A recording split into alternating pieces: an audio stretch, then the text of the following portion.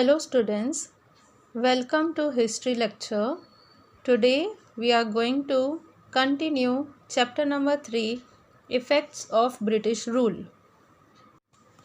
In our last history session we studied about establishment of East India Company, subsidiary alliance, dual government and parliamentary laws.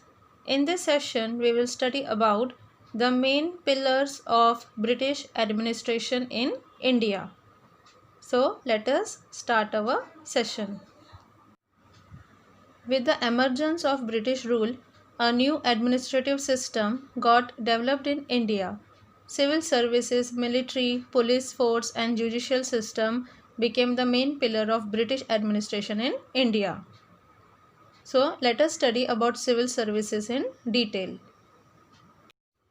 British wanted to strengthen their rule in India, because of which they required to establish bureaucrats. Bureaucracy means government department. So, who introduced bureaucracy in India? Lord Cornwallis. Lord Cornwallis introduced bureaucracy in India. Civil services became a part of British government. Lord Cornwallis restricted the private trade carried out by the company officers.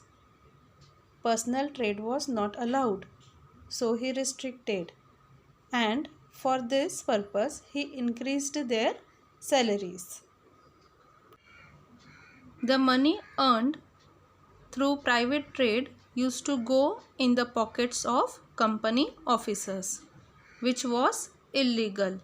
Because of this, Lord Cornwallis restricted the private trade carried out by the company officers, and for this purpose he increased their salary. Some Indian territories which were captured by British were divided into districts, and the reason was for the convenience of the administration. To run the administration of these territories smoothly, British divided the territories into districts. The district collector was the chief of district administration. He was responsible for the collection of revenue, giving justice, maintaining law and order. So, who was the chief of district administration? The district collector. And what was his responsibility? He was responsible for collection of revenue, giving justice to the people and maintaining law and order in the district. The officers were appointed through competitive examinations, which were known as Indian Civil Services, ICS. Next, let us learn about military and police force. What were their duties? The duty of military was to safeguard the British occupied regions in India. What was the duty of military? To safeguard means to protect, to take care of the territories which were captured by British in India. So, the military used to safeguard the British occupied region in India and also acquire new territories and break down any revolt against the British in India. To maintain law and order in the country was the duty of the police force. So, what was the duty of police force? To maintain law and order in the country. What was the duty of military?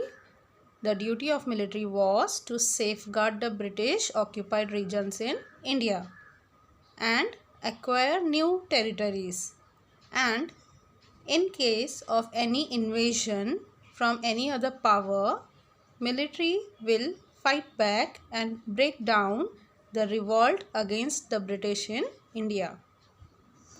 Now let us learn about the judicial system established by British in India. The British established a new judicial system in India on the basis of judicial system in England. Every district had a civil and criminal court to solve the local cases. For reconsideration of their judgment, a high court was established. To strengthen the British rule in India, a new administrative system was developed. So, British established a new judicial system in India. Previously, people in the monarchy system used to go in the courts of kings and queens for their justice. But in this administrative system, judicial system was established by British. So every district had a civil and criminal court to solve the local cases. For reconsideration of their judgments, a high court was established. With the emergence of British rule, a new administrative system got developed in India. Civil services, military, police force and judicial system were the main pillars of British administration in India. British tried to strengthen British rule in India and established a proper administrative system. But in early times, law in India differed from place to place. There was a difference in law. There was a difference in judgment on the basis of casteism. Under the leadership of Lord Macaulay, a committee was set up to create the code of law. Because there was a difference in judgment on the basis of casteism, it was necessary to create a code of law. The Indian Penal Code was enforced all over British India with principle of equality before law. But there were some defects in it. There were separate codes and different laws for the Europeans. New laws were difficult to be understood by common people. Legal cases became an expensive affair for the community and the cases remained pending for years together.